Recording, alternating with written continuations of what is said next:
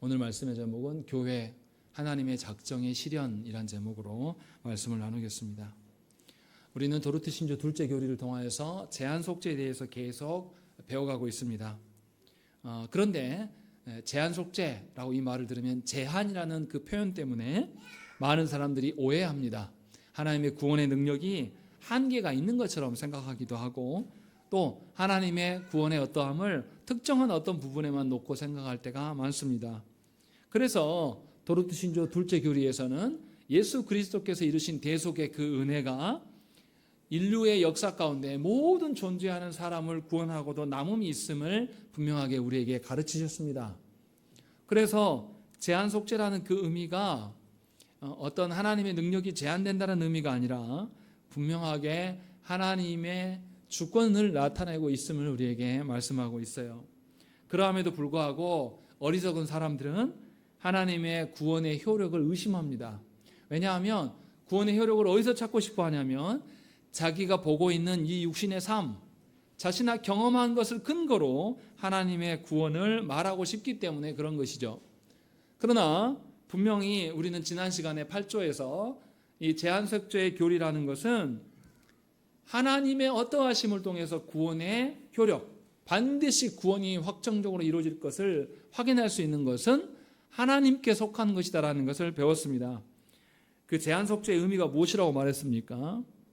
하나님께서 구원하시는 것은 자기가 택한 백성들에게만 제한적인 것인데 택하신 그들을 하나님께서 어느 적당한 선에서 구원하시고 나머지는 니들 알아서 해라 라고 하는 그 알미니안적으로 말씀하시는 것이 아니라 한번 택하신 자들은 그리스도로 인하여서 구원을 성취하여서 그들에게 구원이 무엇인지를 알리신 것뿐만 아니라 성령님께서 말씀을 깨닫게 하심으로 우리에게 온전히 구원을 적용하심으로 말미암아서 끝까지 책임지시는 하나님이심을 우리는 제한속죄를 통해서 배웠습니다. 그래서 제한속죄의 하나님은 어떤 하나님이냐? 우리를 구원하시고자 하는 그 하나님의 굳은 의지, 이것이 얼마나 큰 것인가를 보게 합니다. 하나님은 한 번 택한 족속들을 절대 버리지 아니하십니다. 그들에게 구원을 이루시고 그 이루신 구원이 그들에게 완전히 적용돼서 마지막 종말의 날까지 예수 그리스도께서 다시 재림하실 그날까지 우리를 완전히 지키시는 하나님의 의지를 보여주는 것이다 라고 말씀을 드렸어요. 또한 제한속죄를 통해서 우리가 확인할 수 있는 것은 그냥 우리를 구원하는 것으로만 끝나는 것이 아니라 우리의 죄를 씻어서 끝까지 우리를 신실하게 지키심으로 말미암아서 우리 안에 티나 주름이나 어떤 오류들이 없게 하심으로 말미암아서 우리가 온전히 하나님 나라의 영광을 취할 수 있도록 우리가 하나님 나라의 백성 되게 하시도록 그래서 그리스도께서 주신 하나님 나라의 그 유업을 완전히 이을 수 있을 정도의 상태까지 그런 영화로움까지 우리를 책임지시고 인도하심을 제한속죄를 통해서 우리는 보았습니다. 그러니까 정리하면 우리의 구원은 삼위 하나님께서 이루신 구원이기 때문에 우리의 구원의 효력은 삼위 하나님 안에서 찾아야 되는 거예요. 삼위 하나님 안에서 찾지 않고 우리의 어떠함에서 구원을 찾기 시작하면 그 효력을 보기가 어려워집니다. 왜냐하면 하나님의 행하신 일들을 우리가 바로바로 인지하고 깨달아지는 게 아니거든요. 성령께서 역사하셔서 일하시고 계시는데도 이것을 깨닫지 못하는 자들이 있습니다. 왜 못 깨닫습니까? 언제나 자기 욕망만 헤아리거든요. 우리의 욕망이라는 것이 어떻습니까? 하늘의 영광을 말하고 하늘의 찬란함을 말하는 욕망이 아니에요. 우리 욕망은 죄인된 욕망이기 때문에 이 땅 안에서 이 땅의 가치로운 것, 부나 명예나 힘이나 권세나 이런 것들을 근거로 인하여서 우리는 하나님의 어떠하심을 말하려고 한다는 것이죠. 그러나 8조에서는 분명히 그럴 수 없다라고 분명하게 말씀하고 있어요. 그러니까 성도 개개인마다 구원의 효력과 확증이 다른 것이 아닙니다.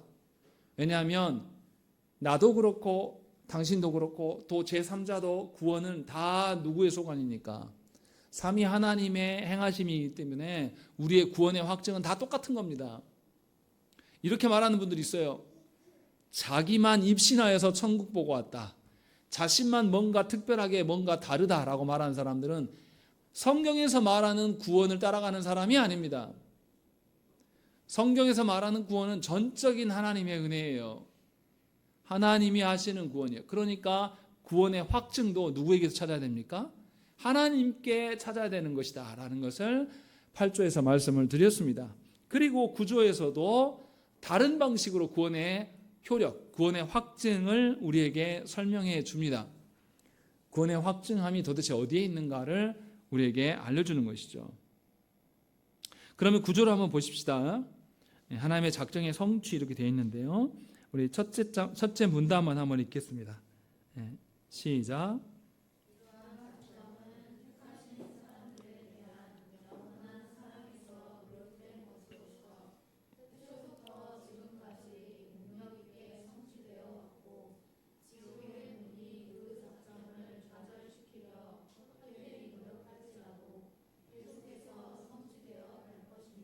예, 구조는 처음부터 무슨 이야기를 하고 있냐면 미래에 대한 이야기를 하지 않아요. 우리가 언제 우리의 구원을 확실하게 볼 수 있습니까?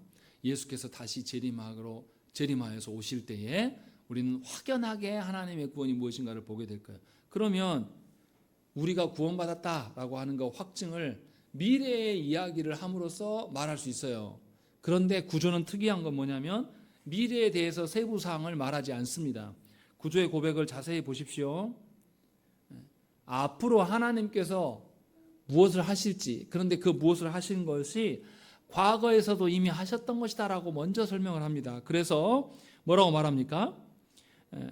택하신 사람들에 대한 영원한 사랑에서 비롯된 것으로서 태초부터 지금까지 능력 있게 성취되어 왔고, 또 지옥의 문이 방해할지라도 앞으로도 계속되어서 성취되어 갈 것이다, 이렇게 말씀하고 있습니다.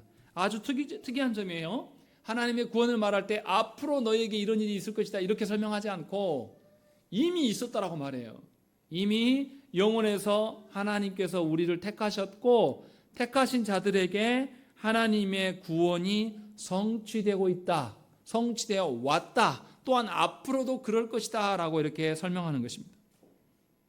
그러니까 영원 속에서 우리를 택하셨고 택하신 우리를 위하여서 아드님을 보내주시고 아드님이 구원을 성취하시고 예수 그리스도께서 성취하신 구원을 성령께서 말씀을 통하여서 우리에게 적용하신다는 것입니다. 이것이 하나님의 작정이다라고 말하는 거예요. 다시 말하면 우리의 구원을 어디에서 확인할 수 있다? 하나님의 작정 가운데서 확인할 수가 있는 것이다라는 거예요. 어떤 방식으로 확인한다고요? 하나님께서 당신의 작정하신 바를 언약 백성들에게 말씀을 통해서 알려주셔요. 그리고 그 알려주신 바가 실제로 그대로 실현되어짐을 하나님이 또 보이셨어요. 그래서 구약에서 계속 누가 오실 것을 말씀하셨습니까? 메시아이신 예수 그리스도께서 오실 것들에 대한 이야기를 계속 이야기를 했고 실제로 신약에서 예수님이 오셔서 그 구원을 성취하셨어요. 그리고 하나님께서는 다시금 교회로 말미암아서 하나님이 일들을 이어갈 것들을 약속하셨고 그것들이 여전히 우리에게 지속되고 있다라고 말씀하고 있는 거예요. 그러니까 하나님의 구원이 확실하다라고 확인할 수 있는 방법은 뭐냐면 하나님이 계시하신 말씀을 통해서 이 말씀을 깨달아서 하나님의 뜻이 어디에 있는가를 보는 것이고 하나님의 뜻이 실제로 우리의 삶에 실현되는 것, 이것을 어떻게 하냐면 성령께서 말씀을 깨닫게 하여 주셔서 그 말씀을 깨달은 자만이 우리 안에 말씀이 실현될 때 드디어 알아차리는 겁니다. 그래서 말씀대로 되어져 가는구나 라는 것을 통해서 하나님이 우리를 구원하심이 너무나 확정적인 것이구나 이렇게 말할 수가 있는 것이에요. 그래서 하나님께서 우리에게 말씀의 자리로 부르십니다. 하나님께서 말씀의 자리로 부르심에도 불구하고 말씀을 듣지 않고 말씀에 기울이지 않는 사람은 말씀이 성취되는 것을 알까요? 모를까요? 몰라요. 다시 말하면 하나님께서 이렇게 너희를 다스리실 거야 라고 말씀하신 것을 말씀을 통해서 알려주셨으면 그 말씀을 읽고 묵상하면서 하나님의 뜻이 무엇인지를 바르게 이해한 사람만이 하나님의 약속이 성취되어질 때 비로소 이런 방식으로 하나님의 말씀을 구현하는구나 라는 것을 알게 된다는 것입니다. 그러니까 말씀을 떠나서 신자가 구원의 확신을 할 수 있다는 소리입니까? 없다는 소리입니까? 할 수 없는 거예요. 어제도 말씀드렸지만 우리의 구원의 그 은혜라는 것은 사람의 어떠함이 아니에요. 그런데 말씀을 따르지 않기 때문에 수많은 사람들이 하나님께서 미리 공지하여 주신 말씀을 붙잡고 사는 것이 아니라 여전히 사람들과의 관계 속에서 우리 시대가 만들어 놓은 자본주의 시스템, 우리 시대가 만들어 놓은 어떤 교육 시스템, 우리 시대가 만들어 놓은 어떤 출세의 시스템에서 거기서 잘 되는 것을 가지고 하나님이 구원하셨다고 말한단 말이죠. 이것은 하나님과 아무런 상관없는 헛다리 짚는 것이죠. 그렇게 살아가는 분들이 너무나 많아요.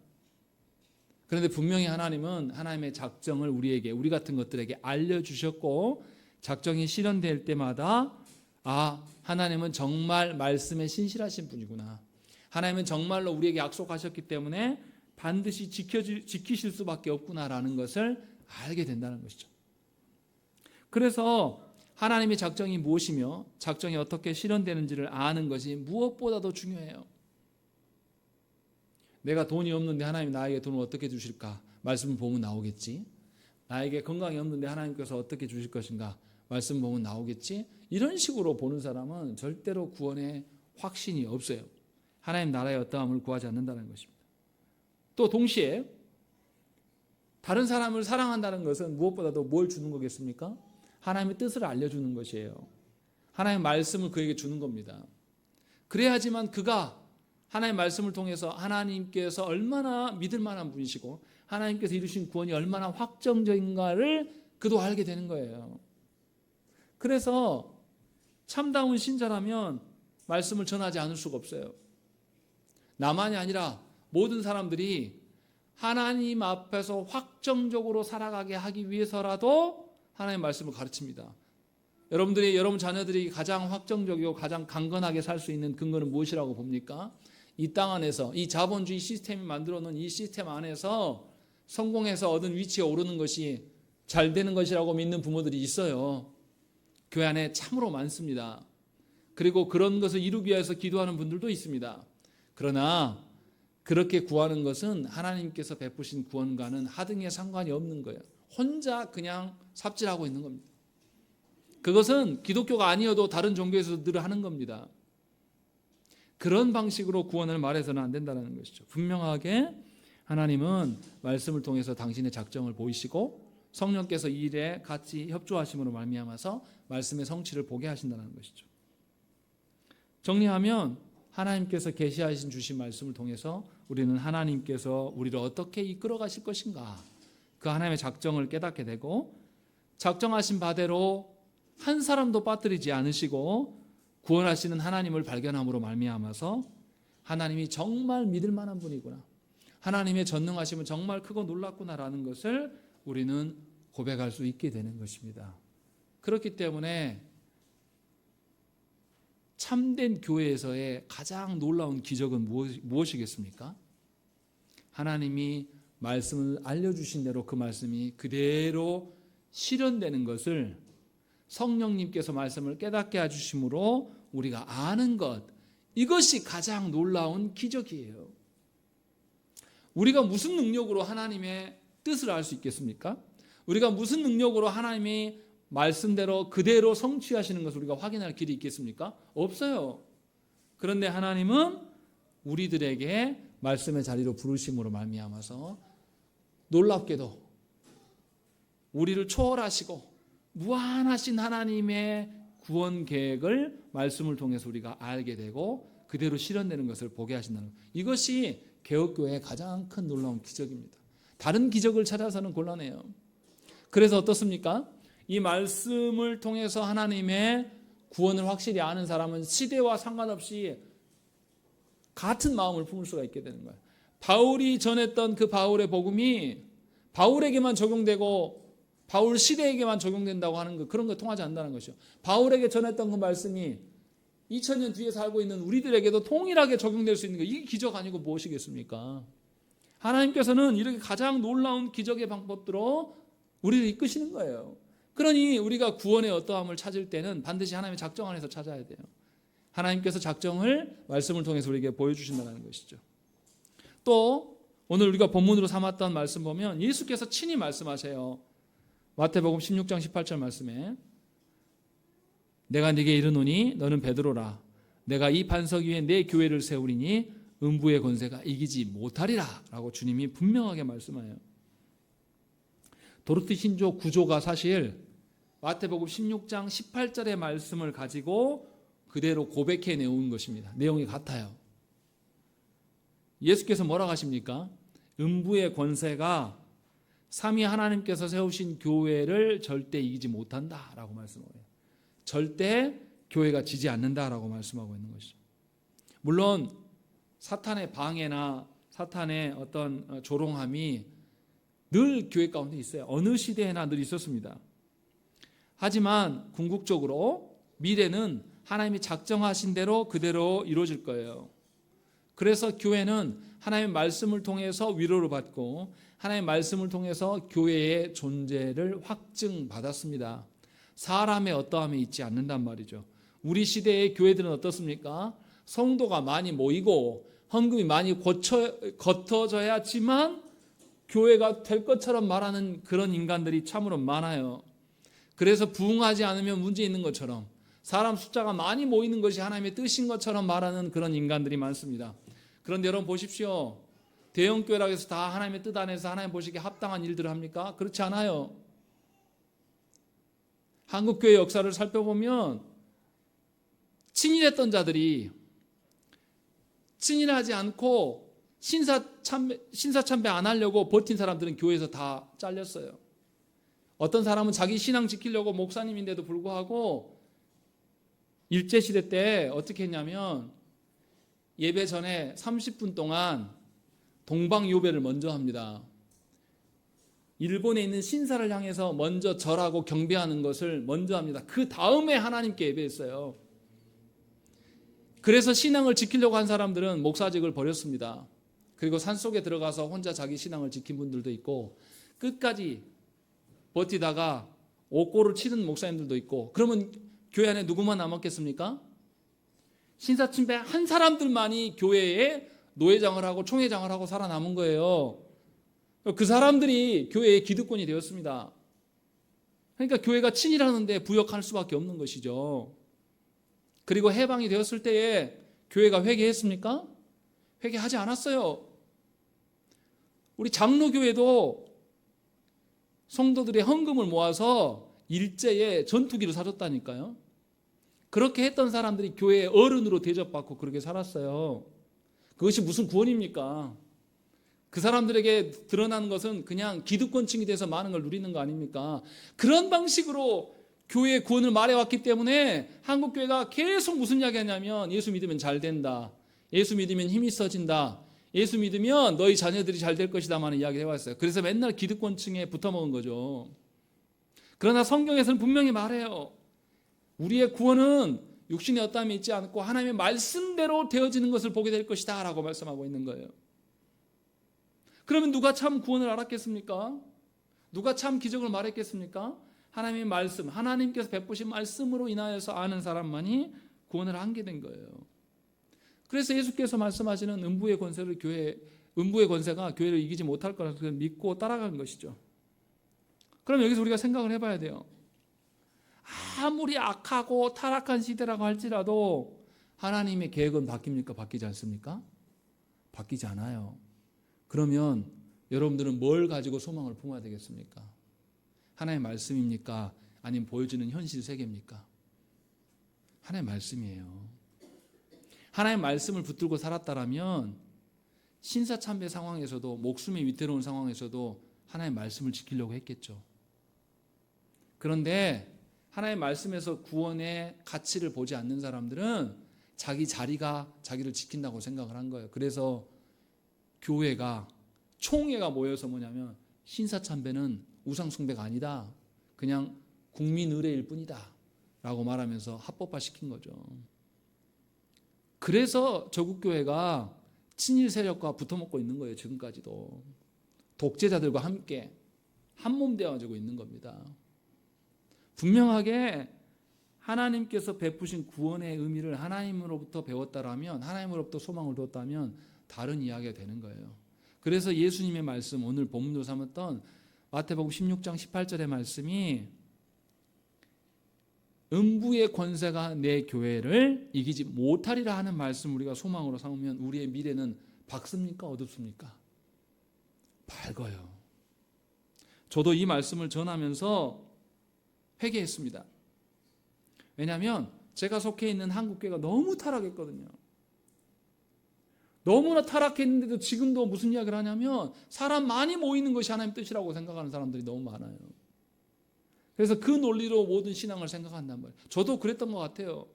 그래서 입으로는 아니다라고 말하면서도 약간 비관적인 냉소적인 마음을 잊지 않았나라는 생각을 들었습니다. 그러나 분명하게 오늘 도르트 신조에서는 뭐냐면 우리에게 하나님의 말씀을 통해서 미래가 긍정적이다라는 말씀을 하고 계신다는 것입니다. 아무리 시대가 타락하고 아무리 조국교회가 타락할지라도 악한 자들이 모든 권세를 다 장악해서 불의함의 끝판왕을 보여준다고 할지라도 하나님의 구원 계획, 하나님의 작정하심은 변함이 없다라는 것이죠. 절대 좌초되지 않습니다. 그래서 성도는 역사의 패배자가 됩니까? 승리자가 됩니까? 승리자가 된다고 분명히 예수님 우리에게 선언해 주시는 겁니다. 그러니까 우리가 분명하게 우리의 구원의 확실한 효력은 하나님의 작정에서 찾아야 되고 하나님의 말씀에서 찾아야 되고 하나님의 말씀대로 실현되는 것을 통해서 우리의 구원이 있음을 확인해야 되는 것입니다. 그래서 어느 시대를 막론하고 하나님의 교회가 승리함을 성경은 우리에게 말씀하고 있는 겁니다. 그런데 이제 보세요. 그것만 말하고 있지 않아요. 오늘 본문을 자세히 보면 내가 이 반석 위에 내 교회를 세우리니 음부의 권세가 이기지 못한다라고 말씀. 항상 교회는 말씀대로 이기게 될 것이다 라는 것을 말씀하고 있는 거예요. 그러면 하나님께서 그냥 말씀만 하시는가? 그렇지 않아요. 교회가 어느 시대든 가운데 하나님의 구원대로 살아갈 수 있도록 교회를 지키시고 보호하시는 분은 누구십니까? 하나님이세요. 이것을 우리에게 말씀하고 있어요. 그러니까 교회 안에는 하나님의 작정하신 부분이 계속 드러납니까? 드러나지 않습니까? 계속 드러난다는 것이죠. 그러니까 교회는 사람들의 모임이 아니에요. 하나님이 택하신 사람들을 하나님께서 직접 불러 모으셔서 영혼 속에서 택하신 사람을 시간 속에서 직접 불러 모으셔서 교회 안에 하나님의 말씀대로 실현되는 것을 계속적으로 보여주시는 것입니다. 그러면 교회는 어떤 일이 계속 반복되겠습니까? 하나님의 작정하심이 계속 실현되는 공동체가 된다는 것입니다. 그러면 하나님의 작정이 누구보다도 실현되는 것을 잘 알고 실현되기를 소망하는 것이 바로 교회가 되는 겁니다. 그러면 누구보다도 교회는 하나님의 뜻에 민감할 수밖에 없지 않겠습니까? 누구보다도 교회는 말씀을 통해서 교회됨을 말하지 않겠습니까? 우리처럼 우리 시대의 교회처럼 조국 교회처럼 사람의 어떠함을 말하는 것은 더 이상 교회일 수가 없는 거예요. 그러니까 교회의 정체성까지도 이 하나님의 작정 앞에서 바뀔 수 있음을 지금 성경은 우리에게 말씀하고 있는 거예요. 우리는 좋은 교회라고 생각하면 교회가 어떤 서비스가 제대로 되는지를 이렇게 헤아린단 말이죠. 야, 니네 교회 뭐 카페 있어? 니네 교회 차량 운행은 해줘? 니네 교회 점심은 맛있냐? 니네 청년부는 재밌는 모임이 있냐? 막 이런 것만 헤아리면서 좋은 교회다고 말하는 사람이 있고 실제로 교회도 성도들이 이런 것을 누리게 하기 위해서 교회의 시스템을 만드는 경우가 많아요.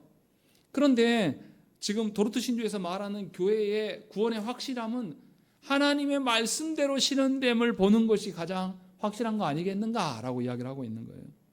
그래서 참다운 교회는 계속해서 하나님의 작정이 실현되는 교회가 되는 것입니다. 하나님의 말씀대로 실현되는 것을 보는 교회예요. 만약에 알미니안들이 주장한 대로 믿는 것이 사람의 결단에 의한 것이고 강해지는 것이 사람에게 속한 일이고 교회가 각자 사람의 자유의지로 모여진 자들이라면 교회는 계속 지속될 수 없을 것입니다. 교회는 반드시 와야 될 수밖에 없어요. 그리고 우리는 항상 헤맬 거예요. 신앙생활을 한다고 하면서도 우리의 삶은 늘 고단하고 괴롭고 하나님께 예배하는 것이 짐이고 그런 방식으로 살아갈 수밖에 없다는 것입니다. 그러니까 신앙생활 해도 기쁘지 않아요. 신앙생활을 하면 할수록 내 죄를 보기만 하고 말씀이 실현되는 것을 못 보기 때문에 계속해서 뭐냐면 비관적으로 바뀌는 거예요. 비판적으로 바뀌게 되는 거예요. 그러나 생각을 해보십시오. 내 구원뿐만 아니라 다른 사람의 구원도 그리고 하나님께서 우리를 이끌어 가시는 성화의 그런 모든 방편들도 하나님 말씀하신 대로 우리 교회 안에서 계속해서 이루어지는 것 그리고 그 이루어지고 있다는 것을 성도가 감격해서 나와서 성도들과 함께 교제함으로 그것을 나누는 일이 계속 교회 안에서 매 주마다 있다고 생각을 해보세요. 그러면 그 교회는 소망이 있습니까 없습니까? 소망이 있는 교회가 되고 그 교회는 굉장히 긍정적으로 바뀔 거예요. 이것을 성경에서 우리에게 말씀하고 있습니다. 그러니 참으로 다행스러운 것은 무엇입니까? 우리가 하나님의 능력으로 구원을 받는다는 거예요. 사람의 어떠함이 있지 않고 하나님께서 교회의 모든 구원의 어떠함을 하나님의 사랑의 의지로 모든 것을 이루어가게 하시는 것이죠. 그러니 교회에서 드러나는 것은 언제나 하나님의 행하심, 하나님의 약속하심만이 교회 안에 늘 드러나요. 그리고 이것을 믿는 자만이 하나님과 함께 살아가기를, 동행하기를 소망할 것입니다. 그래서 하나님께 택함을 받은 교회는 누구보다도 교회를 통해서 하나님을 알아갈 수가 있다고 고백할 수가 있게 되는 것입니다. 그래서 모이기를 힘쓰는 거예요. 기계적으로 의무적으로 그렇게 모이는 것, 내 이름값을 하기 위해서 모이는 것이 아니라 하나님의 구원에 성취되는 것을 계속 보게 하신다는 것이죠. 그래서 에베소서 5장 25절 말씀해 보시면 남편과 아내의 관계를 이야기할 때 그리스도와 교회의 관계로 설명합니다. 남편과 아내 사랑하기를 그리스도께서 남편들아 아내 사랑하기를 그리스도께서 교회를 사랑하시고 그 교회를 위하여 자신을 주심같이 하라 이렇게 말씀하고 있는 것입니다. 분명하게 바울은 그리스도께서 교회를 사랑하셔서 사랑하시기 때문에 자신을 내어주셨다라고 분명하게 말씀하고 있어요. 우리가 하나님을 진정으로 사랑하고 하나님의 온전하심을 교회에서 발견하게 된다면 우리는 교회 안에서 교회를 위하여서 우리 자신을 내어놓을 수가 있습니다. 하나님께서 교회를 사랑하셔서 죽기까지 순종하심으로 교회를 존속해 오셨음을 믿으라는 것이죠. 그 예수 그리스도께서 행하심 안에서 우리는 소망할 수 있는 것이죠. 그러니까 교회는 삼위 하나님의 행하심을 볼 수 있는 공동체예요. 성부께서 작정하셨고 성자께서 작정하신 대로 그대로 순종함으로 성취하셨고 성령 하나님께서 성부와 성자께서 계획하시고 이루신 것을 우리에게 적용하시는 일, 이 일이 계속 교회 안에 드러나게 되는 것입니다. 그래서 교회는 세상 속에서 그 누구보다도 삼위 하나님께서 우리를 위하여서 무엇을 하셨는가, 삼위 하나님께서 보여주신 그 공의와 사랑이 무엇인지를 세상 가운데 계속 드러낼 수 있는 공동체예요. 그렇기 때문에 교회는 결코 사람의 어떠함에 달려있지 않습니다. 잘 생각하셔야 됩니다. 언젠가는 이 교회도 목회자가 바뀔 거예요. 바뀌게 될 때 교회 안에 문제가 생긴다면 여러분들은 교회를 잘못 섬겨온 거예요. 교회는 누가 이끄십니까? 하나님이 이끄시지 목사 개인이 이끌어가는 것이 아닙니다. 그런데 조국 교회를 보세요. 목회자 한 명 바뀔 때마다 교회가 사단이 납니까 안 납니까? 아주 난리가 나요. 이것은 하나님을 믿고 산 것이 아니에요. 성도들이 누구를 의존하면서 산 거예요. 자기들끼리 그냥 사람을 의존하면서 그냥 살아온 거란 말이에요. 이건 교회가 아니다라고 지금 계속 말씀하고 있는 겁니다.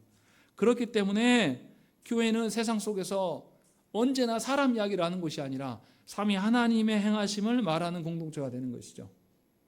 사람의 어떠함이 없어도 하나님의 어떠하심으로 견딜 수 있는 공동체예요. 사람의 힘과 능력으로 세워지는 교회가 아니라 하나님의 어떠하심으로 세워지는 공동체가 된다는 것이죠. 만약에 생각을 해보십시오. 교회가 어떤 특정 개인에 의해서 교회가 세워진다고 해보십시오. 실제로 저는 그런 교회를 본 적이 있어요. 어떤 교회냐면 제 동기가 큰 교회에서 부목사 사역을 열심히 잘했습니다. 그런데 이 동기를 보면서 어떤 집사님이, 사업하는 집사님이 돈이 굉장히 많으신 분이에요. 이분이 이 부목사가 좋아서 개척합시다 라고 해서 이분이 교회 예배당을 다 구하고 모든 경비를 다 대고 그렇게 해서 교회를 세웠어요. 그런데 몇 년이 시간이 흐르니까 그 목사님하고 이 돈 투자한 집사님하고 사이가 안 좋아졌습니다. 교회 어떻게 됐겠어요? 폭파됐습니다. 또 어떤 사례도 있냐면 수도권의 외곽에 돈 많은 장로님이 교회를 지어줬어요. 그리고 본인도 거기 나가요. 그럼 그 교회에서 패권을 누가 지겠습니까? 그 교회 장로가 짓고 있는 거예요. 그 교회 성도들이 모일까요? 모이지 않을까요? 처음에는 그 화려함 때문에 전원교회 얼마나 좋아. 우리 주말마다 우리는 야외로 나가서 누린다 하면서 많이 모였겠죠, 처음에는. 그런데 보니까 계속 장로가 자기가 주인으로 하고 있단 말이죠. 성도들이 거기에서 하나님 말씀하신 안식을 누리겠습니까? 누릴 수 없는 거예요. 실제로 그런 일이 교회 안에 있다는 거예요. 왜 이렇게 됩니까? 교회를 뭘로 보는 거예요? 사람의 어떠함으로 보는 겁니다. 구원을 뭘로 보는 겁니까? 사람의 어떠함으로 보는 거예요. 그러니까 여러분 잘 생각하셔야 돼요. 내가 예수 믿고 구원받은 성도라면 여러분들의 인생사는 누구 손에 달린 겁니까? 하나님께 달린 거예요. 사람이 나를 인정해주냐 인정해주지 않느냐는 별로 중요하지 않단 말이에요. 그런데 우리가 다 뭐라고 말합니까? 하나님, 나 너무 외로워요. 나 너무 괴로워요. 나에게 위로해 줄 사람 붙여주세요. 이런 식으로 살아간단 말이죠. 하나님이, 성령님이 우리를 떠나신 적이 있습니까? 떠나신 적 없어요. 하나님의 살아계심을 확증해 주려고 하나님께서는 계속해서 우리를 어느 자리로 부르십니까? 말씀의 자리로, 예배의 자리로 계속 부르십니다. 그런데 우리가 게을러서 예배 가기 싫은 거예요. 우리가 하나님의 선하심을 따르지 않기 때문에 말씀의 자리를 존중하지 않는 겁니다. 그래서 우리가 교회라고 이야기했을 때 하나님의 어떠함으로 전환되지 않으면 절대 여러분들은 하나님의 구원의 그 아름다움을 보지 못해요. 신앙생활을 해나가는 것은 사람이 있지 않아요. 하나님께 속해 있는 것입니다. 교회는 사람이 많이 모일 수도 있고 적게 모일 수도 있고, 교회의 직분자가 A 목사였다가 때가 되면 또 B 목사로 갈릴 수도 있어요. 교회 장로가 A 장로, B 장로, C 장로 돌아가면서 할 수 있는 것이고, 이거 중요한 게 아니에요. 누가 하든 간에 교회는 하나님께서 지키시는 거예요. 그러니 교회에서 계속 드러나고 확인해야 될 것은 말씀이 실현되는 거예요. 말씀을 배우려고 해야 되고, 말씀을 통해서 하나님을 알아가는 것. 사탄이 우리의 연약함을 잘 알아서 각 성도들에게 와서 이간질한단 말이에요. 저봐. 저 사람이 너 무시한다. 저 사람 너보다 훨씬 늦게 믿었는데 왜 이렇게 쟤는 잘 됐지? 나는 이 모양인데? 이런 마음을 계속 이간질한단 말이에요. 그런데 예수님 뭐라고 하십니까? 음부의 권세가 교회를 이긴다, 이기지 못한다. 이기지 못하도록 주께서 싸워 이기시겠다. 그래서 예수께서 지금도 왕이시면서도 불구하고 성부께 우리를 위하여서 기도하고 계셔요. 기도하고만 계신 것이 아니라 주님이 왕이시라고 밝힙니다. 벨직 신앙고백서 27조에서 보면 뭐라고 말하냐면요, 하나님의 보편적 혹은 우주적 교회는 세상의 시작부터 있어 왔으며 세상 끝날까지 있을 것입니다. 왜냐하면 그리스도께서는 백성 없이 계실 수 없는 영원한 왕이시기 때문입니다. 이렇게 고백해요. 무슨 말입니까? 예수 그리스도께서 십자가에서 죽고 부활하신 후에 승천하셔서 어디에 앉으십니까? 하나님 보좌 우편에 앉으셔요. 보좌에 앉으셨단 말이 누가 왕이라는 거예요? 예수 그리스도께서 이제 왕으로 다스리신다라는 거예요. 그럼 왕이 있다면 누구도 반드시 있다라는 거죠. 그의 백성이 있다라고 말씀하는 거예요. 그의 백성은 누가 불러 모으시고 누가 보존하시고 누가 지키신다고요? 하나님께서 친히 행하신다고 말씀하는 거예요. 그래서 성경에서도 그렇고 누가복음 1장 33절 말씀에서도 영원히 야곱의 집을 왕으로 다스릴 것이며 그 나라가 무궁하리라. 하나님의 나라가, 교회가 무궁할 것들을 말씀하면 왕이신 그 백성들도 무궁하겠다라고 지금 말씀하고 있는 겁니다. 그러니까 예수 그리스도께서 왕으로 존재하시는 한 그의 백성인 교회도 그 안에서 계속 안전할 수 있음을 성경은 우리에게 말씀하고 있는 것입니다. 그래서 우리가 예수님을 왕으로 섬겨요. 왕이신 하나님 높임을 받으소서, 왕이신 하나님 찬양을 받으소서. 우리가 할 수 있는 것, 거기에 우리의 안전이 보장되어 있는 것이죠. 우리가 그의 백성이니까. 그러니까 인생을 살아가면서 교회 안에 난리 법석이 몰아와도 교회의 온전함은 그리스도께, 삼위 하나님께 속해 있는 것입니다. 그러니 고난이 오고 역경이 올 때 우리는 뭐에 집중해야 됩니까? 삼위 하나님의 행하신 바에 충분히 젖어들기 위하여서 말씀을 보고 기도하고 찬양하는 일에 힘써야 되는 것이죠. 그러면 된다고 지금 말씀하고 있는 것입니다. 그렇기 때문에 교회는 하나님의 백성으로서 서 있어요. 그래서 교회는 늘 존재합니다. 그것도 그냥 존재하는 것이 아니라 하나님과 함께 존재하는 방식으로 살아갈 수 있는 것이죠. 그리스도께서 그냥 죽고 마신 것이 아니라 성부께 온전히 드려짐으로 말미암아서 우리들을 위하여서 그 일들을 행하신 것이고, 주님은 뭐라고 하시냐면 성부께서 주신 자들을 한 영혼도 잃지 않겠다라고 우리에게 확증해 주셨어요. 우리가 지난주에 말씀 보지 않았습니까? 요한복음 6장에서 하나님이 주신 자를 내가 하나도 잃지 않겠다라고 분명히 말씀하신단 말이죠. 그래서 교회는 그리스도 안에서 항상 미래를 낙관적으로 전망할 수가 있습니다.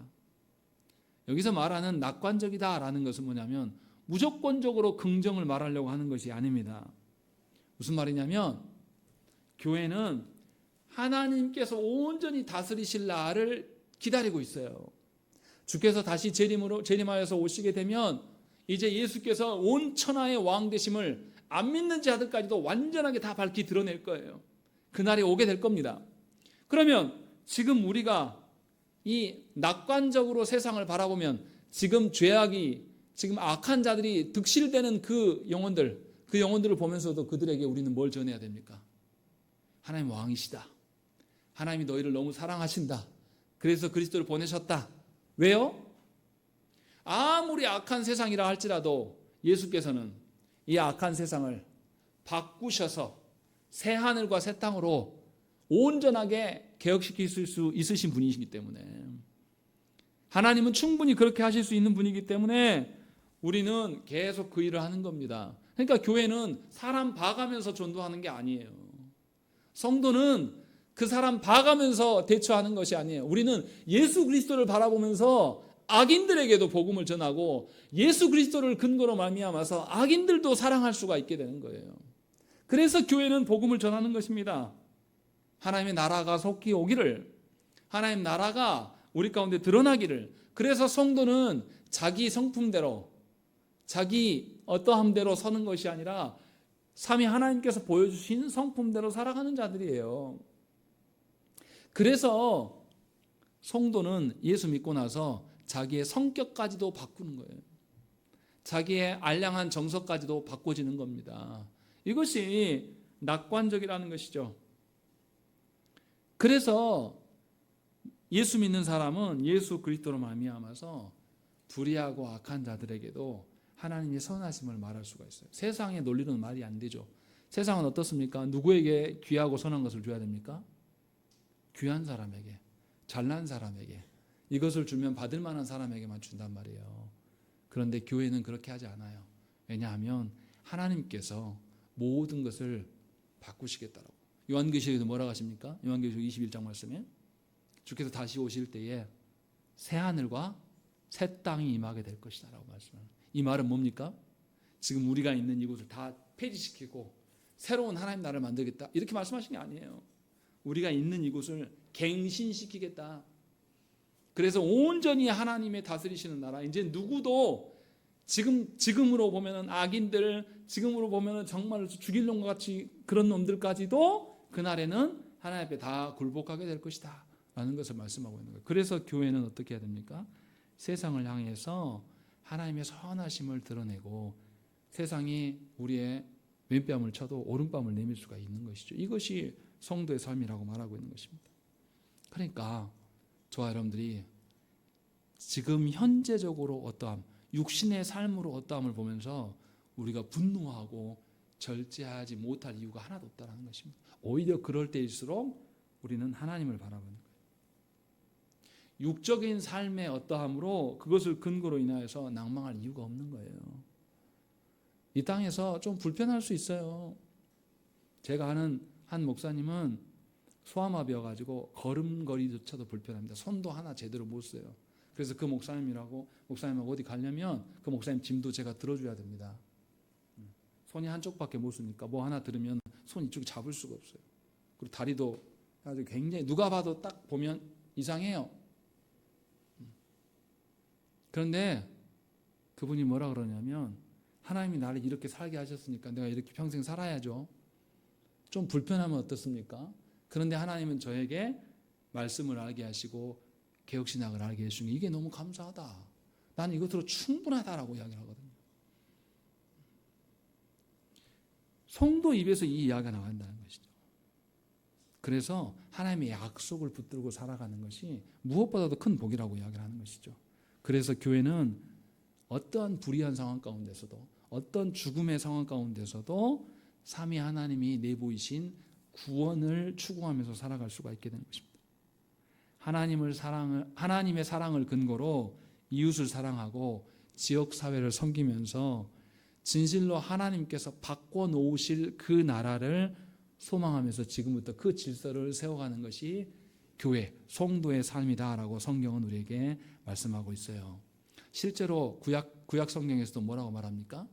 하나님께서 에레미야 선지자에게 이렇게 말씀하세요. 에레미야 29장 7절 말씀에 너희는 내가 사로잡혀 가게 한 그 성읍의 평안을 구하고 그를 위하여 여호와께 기도하라. 이는 그 성읍이 평안함으로 너희도 평안할 것입니다. 라고 하는 거죠. 이거 말이 됩니까? 바벨론이 이스라엘을 잡아갈 때 어떻게 잡아갔습니까? 잡아가는데 불편하니까 어린아이들은 줄로 매달아가지고 성벽에 던졌어요. 부모들이 보는 앞에서 그렇게 쳐 죽였단 말이에요. 애기들이 그냥 죽었습니까? 소리 지르면서 소리를 얼마나 외마디 소리를 비명을 지르면서 죽어갔겠습니까? 그리고 이스라엘 백성들을 예루살렘을 불태우고 처참하게 다 학살했어요. 그렇게 끌려간 그들에게 하나님 뭐라 하냐면 너희를 사로잡혀 가게 한 그 성읍을 평안을 위해서 기도해라 라고 말씀하는 거예요. 그리고 그 성읍이 평안할 때에야 너희에게 평안이 임할 것이다 라고 말씀하면서 하나님께서 놀랍게도 하나님 앞에서 교만 떨었던 바벨론을 위해서 이스라엘에게 기도하라고 말씀하는 겁니다. 왜 그렇습니까? 하나님께서 우리만 다스리시는 것이 아니라 모든 피조세계를 다스리시는 하나님이에요. 그러니까 우리의 어떠함뿐만 아니라 믿지 않는 자의 어떠함도 누구 손에 달려있는 겁니까? 하나님께 달려있는 것입니다. 그러니 우리는 원수를 원수로 갚을 수가 없는 존재들이에요. 하나님께서 그렇게 하시겠다 하면 우리의 분노나 우리의 알량한 감정 따위는 어떻게 해야 됩니까? 다 집어넣을 수 있어야 돼요. 하나님을 존중함으로. 과연 정말로 우리는 주기도문에서 고백하는 것처럼 하나님 나라가 이 땅에 오기를 소망하는 자들인지 점검하셔야 됩니다. 하나님 나라가 이 땅에 어떻게 옵니까? 하나님의 말씀이 실현됨으로써 오게 되는 거예요. 그러니 하나님의 말씀을 모르는 자들에게 하나님의 말씀을 가르쳐야 됩니다. 전해야 됩니다. 그리고 그들이 함께 하나님 나라를 보게 되면 그들의 영혼이 변화되어 나와서 그들이 하나님을 찬양하는 일이 일어날 것이고 이것이 교회 안에 반복적으로 드러날 때 우리는 하나님 나라를 경험하게 되는 것이죠. 이것이 교회라고 지금 말씀하고 있는 것입니다. 이 일이 이미 확정되어서 하나님께서 말씀으로 우리에게 주신 겁니다. 갑자기 확정되지 않았던 것을 주신 것이 아니라 성경은 이미 오래전에 하나님께서 확정을 해 놓으셨어요. 그리고 우리에게 이 말씀을 토대로 살아가라고 말씀하고 있는 것입니다. 그러니 여러분들의 신앙과 여러분들의 교회를 바라보는 시각을 바꾸셔야 돼요. 과연 우리는 교회 안에서 무엇을 보기를 원합니까? 하나님의 말씀이 실현되는 그런 공동체가 되기를 소망합니까? 아니면 이 교회에서 육적인 잘됨이 드러나기를 원하는 겁니까? 바라옵기는 여러분 모두가 하나님의 작정을 보기를 원합니다. 하나님의 구원을 위해서 행하시는 그 일들을 여러분들이 알아차리기를 바라요. 그래서 종말의 날에 와서 모든 것들이 나라가 위태롭고 경제가 어려워지고 이 나라에 안위가 위험에 빠져 있을지라도 그때 우리는 하나님께 있다라고 고백할 수 있는 자로 서시기를 그런 은혜를 누리시기를 간절히 축원합니다. 함께 기도하겠습니다.